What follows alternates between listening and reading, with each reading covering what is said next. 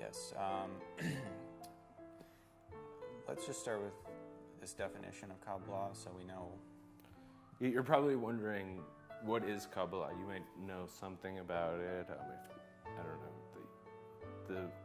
The most common definition people have is that Kabbalah is Jewish mysticism. But what would you say Kabbalah is? What I would just say, without reading this definition from Paul Sulam, is it's a science that many people have discovered and attained through a desire. The desire being to discover the operating force in this world.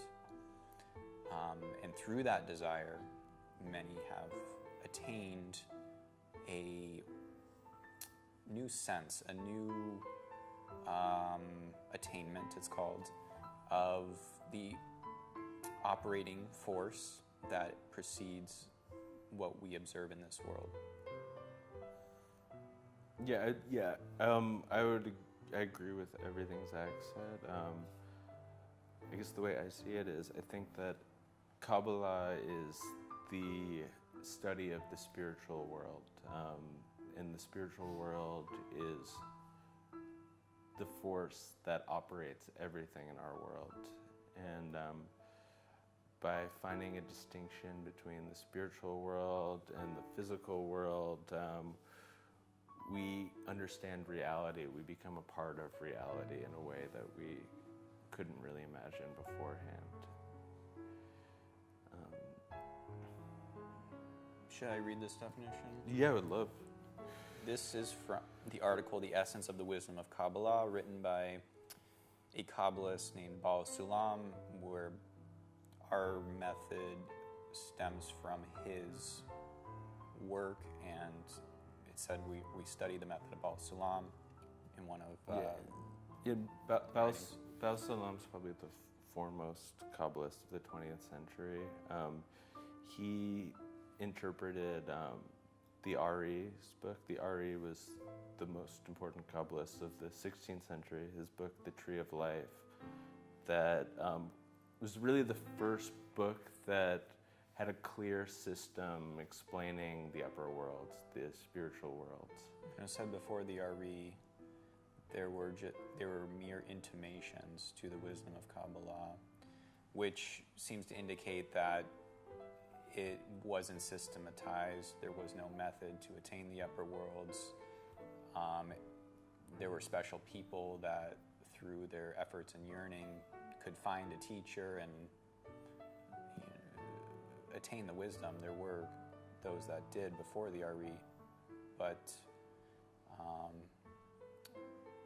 he established a method and a system that we still use to this day.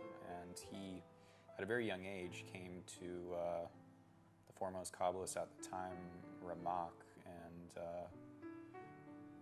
Ramak soon realized the height of his attainments and started learning from him. Though the Ari, he passed away before 40, his attainments, in his way he could put in a method, changed, really opened it up and really made it possible for more people to attain spirituality. So, and I think, not including Etz Chaim, the Tree of Life, which is the Ari's writings on the wisdom of Kabbalah, there are two main sources for the wisdom of Kabbalah. One is the Torah, which is, if you're a Christian, you'd call it the Bible.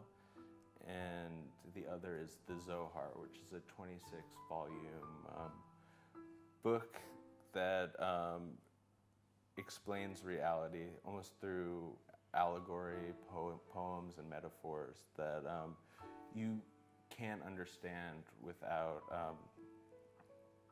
You can't understand with your wisdom. It needs to be something that you attain through a group, that you become a part of it, that the book actually transforms the group as they study together.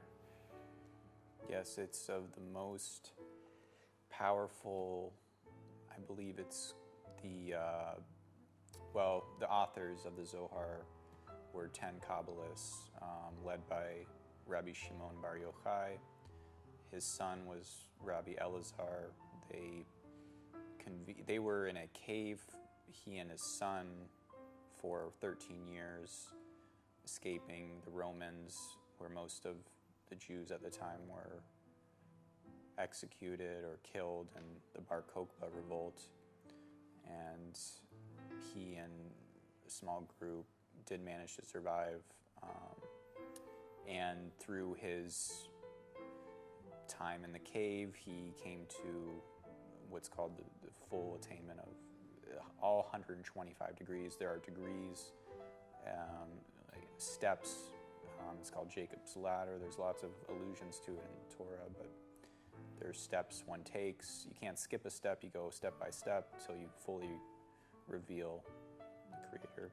Yeah, and the Zohar is, in a way, it's a commentary on the Torah, but it's not a clear commentary. It's not something that you can easily look at like a textbook with notes that explain the meaning of the Torah. It's a spiritual book that needs to be felt more than understood.